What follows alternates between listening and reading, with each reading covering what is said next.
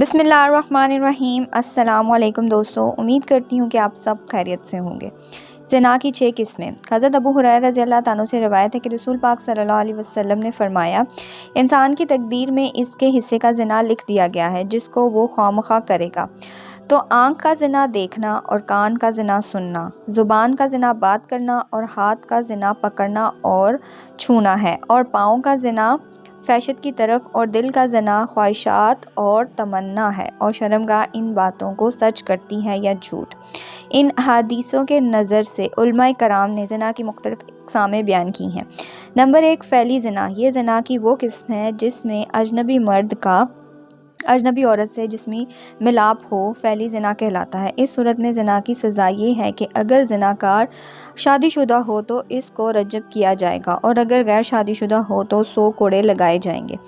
Number 2، آنکھ کا زنا۔ نامحرم مرد کا نامحرم عورت کو دیکھنا اور نامحرم عورت کا نامحرم مرد کو دیکھنا آنکھ کا زنا ہے۔ اس میں شریعت کی طرف سے کوئی شرعی سزا مقرر نہیں کی گئی، لیکن آنکھ کا گناہ عظیم گناہ ہے اور اس سے توبہ کرنا لازمی ہے۔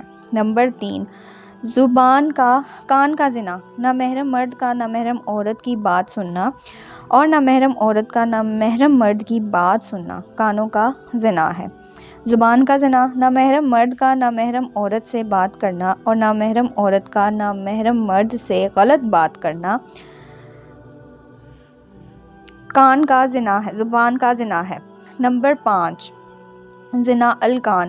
نامحرم مرد کا نامحرم عورت کو چھونا اور نامحرم عورت کا نامحرم مرد کو چھونا ہاتھ پاؤں کا زنا ہے۔